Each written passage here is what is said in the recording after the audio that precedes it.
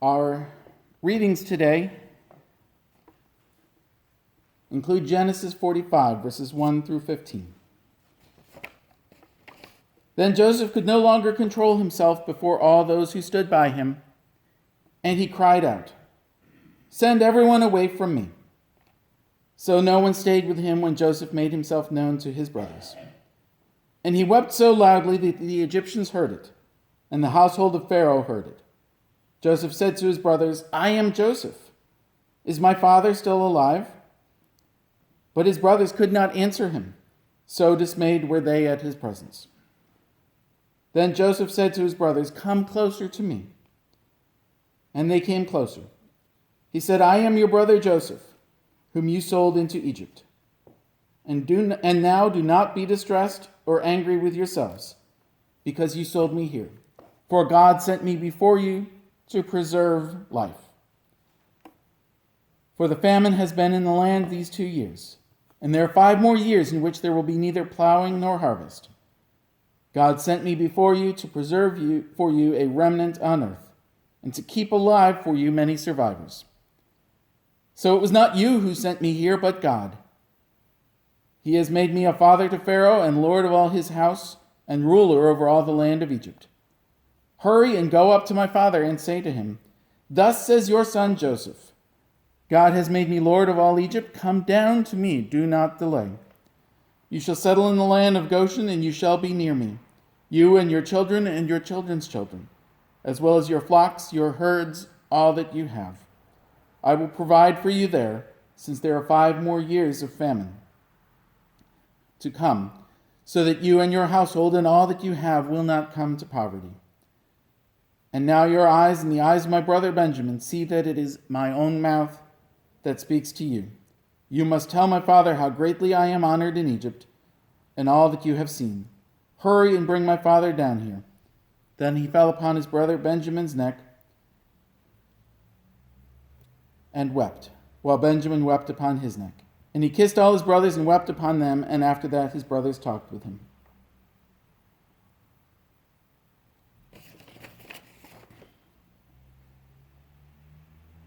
And the gospel reading today comes from Matthew chapter 15.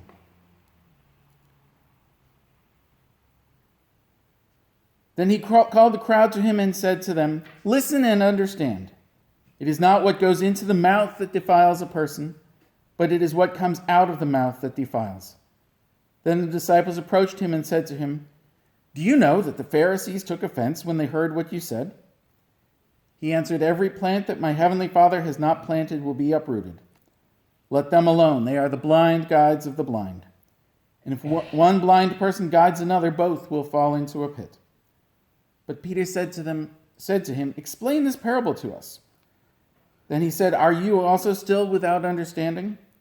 Do you not see that whatever goes into the mouth enters the stomach and goes out into the sewer?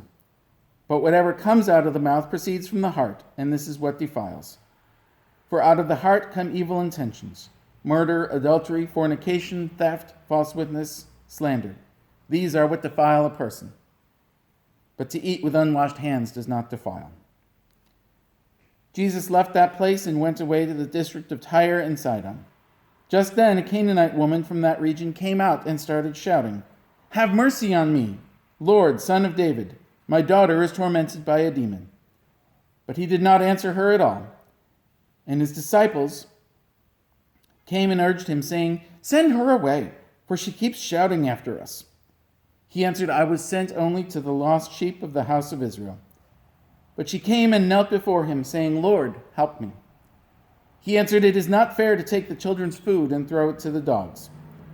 She said, "Yes, Lord, yet even the dogs eat the crumbs that fall from their master's table." Then Jesus answered her, "Woman, great is your faith. Let it be done for you as you wish." And her daughter was healed instantly. This is the word of the Lord. Thanks be to God. We have a weird combination of texts this week. I know I say that sometimes, but this in some ways seems weirder than usual. But they both deal, to a certain extent, with questions of whether people get along, or how they get along, or how they may sometimes stir up trouble. As I was reading the passage from Matthew, I couldn't help but think of junior high when somebody would try to stir the pot. Did you hear what she said about you? And that just sort of sounded like what the disciples were saying after the Pharisees were grumbling. In Genesis, we have Joseph and his brothers connecting again after so many years, connecting after their family dysfunction, to say the least. And in Matthew, we have Jesus' conflicts with the Pharisees. We have this question of how he treats the foreign woman. And Jesus, in many places, is critical of people. But this time he seems almost cruel. Not criticizing her for her behavior, but flat out ignoring her, and even comparing her, it seems, to a dog. If you've been following the news, you may have heard that stress, no one's under any stress these days, stress is having an impact on mental health. Essential workers are feeling burned out. Sadly, in some families, domestic violence is becoming even more of a problem because families have been stuck together for months and feel they have nowhere to go. Families and students and teachers are worried about how the school year will go. And we hear in the news of cases of injustice that seem not to be resolved. And with the election coming up, of course, the rhetoric and the insults are flying fast and furious. Is it any surprise that people are stressed? And I think, at least for myself, much of the frustration is the fact that there is very little most of us can do to control these things. I've said many times, and certainly to some of you, that I was glad that this pandemic happened at a time when it was getting warmer and I could actually go outside. I've certainly enjoyed being able to sit in my backyard and, except for the occasional leaf blowers and, construction power tools my neighbors are using, have a little bit of break from everything else. To sit at the table with the wind chimes going. But the question of how we care for ourselves and how we care for those we're responsible for and how we deal with big problems certainly is pressing on many people's minds. And what do we do when others have hurt us or hurt people that we care about? Can we find resolution? In some cases, perhaps the resolution is just not dealing with certain people anymore, but sometimes that's not a choice we have. When we look at this gospel reading, some of it is harsh. Jesus' criticism of the Pharisees, something that we hear about much in the gospel, and of the foreign woman seem maybe out of character with other ideas of Jesus. But it's also to remember that we're reading something that was written much later by people who were expressing their own biases. When the Gospels were written, the Christian community and the Jewish community were not always getting along, and so that is sometimes reflected. They were also not always getting along with so-called outsiders, such as this foreign woman, and so it is perhaps understandable that those biases would show up in there. Just as when you look at the news in different media networks, their biases, their assumptions come into play. Imagine what the headlines in different news venues would sound if they were writing about Jesus' actions. One network might say, "Traveling preacher flips tables of corrupt money changers," putting the blame on the money changers. But another might say, "Troublemaker disrupts business for hard-working money changers." It's all in how you look at it. As I've said before, Jesus was probably sympathetic to the Pharisees, and debates about food and purity were serious issues. And those debates were not necessarily as antagonistic as they're shown here. But unfortunately, over the years, Christians have used Jesus' words to criticize and attack the Jewish community. It's also fair to ask whether it was the writers or Jesus himself who had biases against the foreign woman. In that time, the Jewish people were usually suspicious of their neighbors because their neighbors did not follow the same purity laws. So it's kind of ironic that in the first passage from the gospel, Jesus is saying it doesn't matter if you're following those laws about washing. And then in the next section, he's criticizing this foreign woman who, for many people, the concern would have been if she was following those rules. And when Jesus ignores that woman, is it because he doesn't care about her? Is it because he's maybe been trying to focus on his own people? Was he perhaps just tired and cranky? And unfortunately, in today's time, someone who makes a comment that they may not fully mean, it's gone viral by morning, and you then have to deal with it. But I think the real point of the story is that she persisted. She put up with the insults, with being ignored, with even being told, well, the dogs eat the crumbs on the floor. Why don't you just take that? She persisted, and he did eventually help, even healing her daughter without even having to go see her. And then we come to the Joseph story. We talked about it last week, and as the lectionary does sometimes, it skips over big parts of the story. And by next week, we'll have already skipped to Exodus, so this is our time to dig into the story a little bit. The readings today skip what I think is one of the most important parts, but I'll get back to that in a moment. As I said last week, this was a very messed up family. Joseph was betrayed by his brothers, and let's remember that he was not fully innocent in this either. He was certainly enjoying the fact that Daddy loves me best.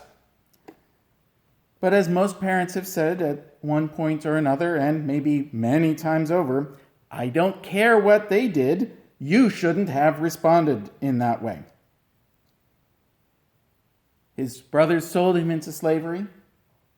Pretty big deal. And we skip over a lot of the story here. When the traders arrived in Egypt, they sold him to Potiphar. Potiphar's wife tries to assault him. And when he refuses, she accuses him. And he's thrown in prison. Sadly, over the years, many people have been falsely accused of things and suffered like Joseph. In prison, he interprets dreams for two of his fellow prisoners. And one is released and goes back to work for Pharaoh. And when Pharaoh has dreams that concern him, this man tells Pharaoh, well, there's a man in the prisons who can interpret dreams. So Pharaoh summons Joseph, and Joseph makes it clear, I'm not the one who's doing this. God is speaking through me. So he warns Pharaoh about the famine. Pharaoh is able to prepare and take care of his people. And so now Pharaoh has put Joseph in charge. And Joseph recognizes his brothers who come crawling to Egypt, trying to find food for their families. And we get a weird thing here. Because on the one hand, you might think Joseph would be so excited to see that his family's still alive that he would immediately identify himself. But he's a little bit tricky. And does finally say, I'm your long-lost brother. But he tricks them into bringing Benjamin. He even pretends to arrest Benjamin before revealing his identity. Is this revenge? Is this maybe protecting himself to make sure that his family is sincere? I don't know. I also think when it says that his brothers were dismayed to see him, they probably expected that, okay, the tables have turned, we're in trouble now. It's kind of interesting when you see how people interact. Someone who tries to assume the best of other people may sometimes get hurt, but when new things happen, they still try to assume the best. Other people who themselves have sometimes stabbed people in the back assume that everyone else is going to stab them in the back, and so even when someone is being nice, they can't imagine good motives. So his brothers are scared. Joseph welcomes them. He cries with them.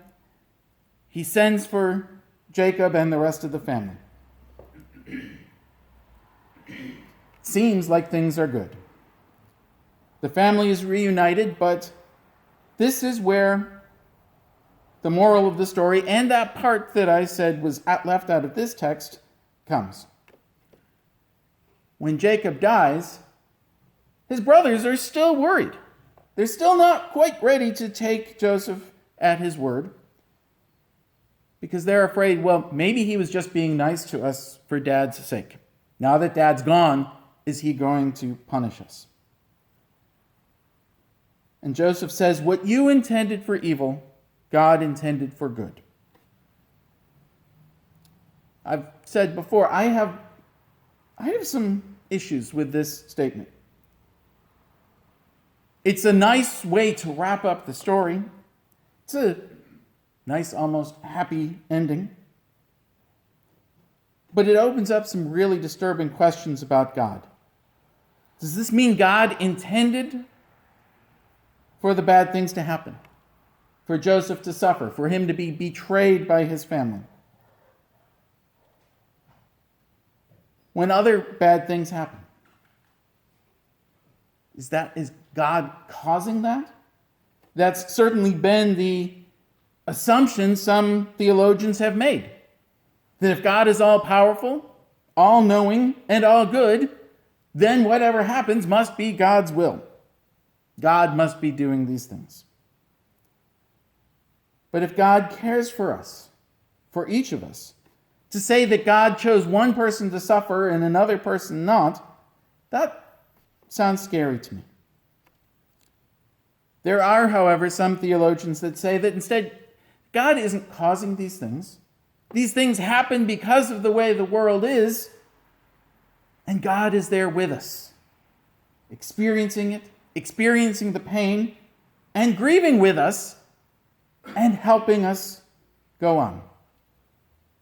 If you look at it that way, God didn't cause or allow or want Joseph to suffer and be betrayed and sold into slavery. But when it happened, God gave him faith and hope and courage to do the right thing.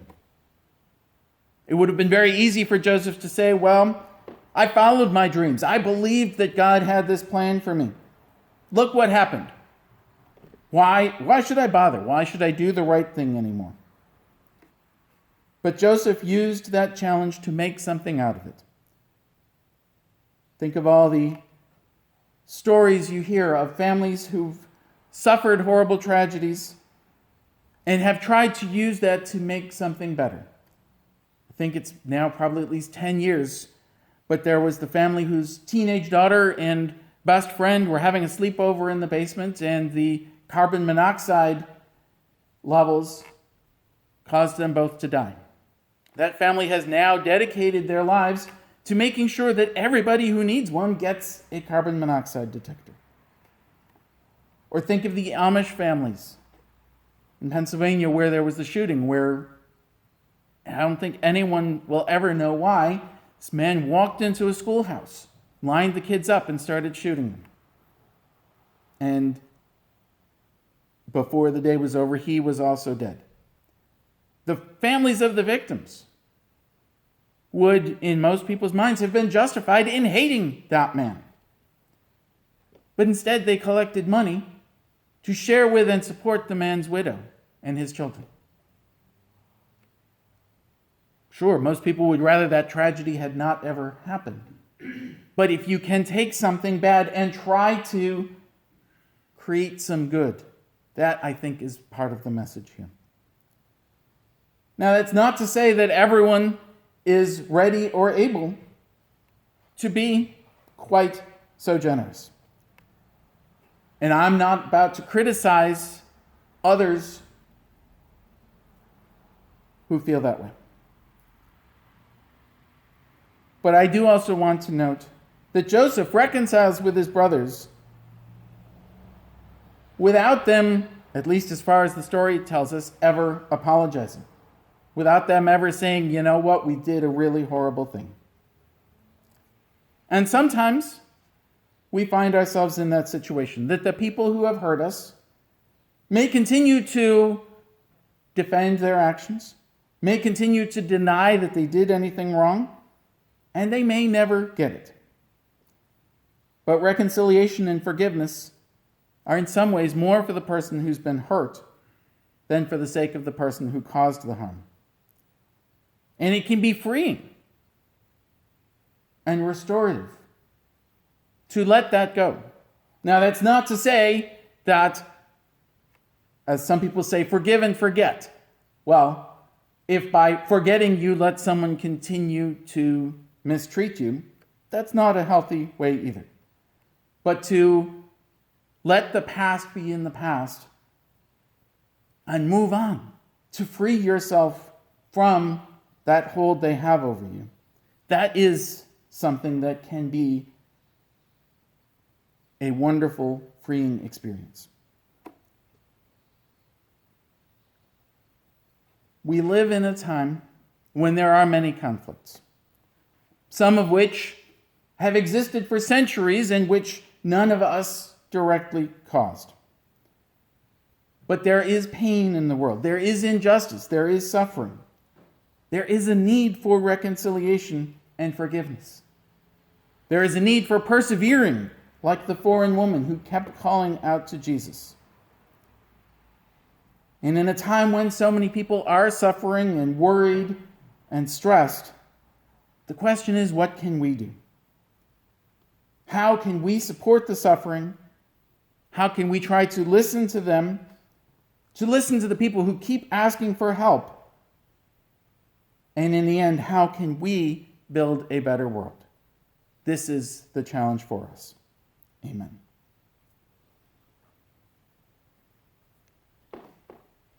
You have been reconciled with Christ. Do the work of Christ in the world. Extend support to those in need. Speak up for those who've been cast aside. Build bridges of reconciliation. Strengthen the bonds of community, knowing that the maker of our days, the restorer of our souls, and the breath of our lives will be with you this day and forevermore. Amen.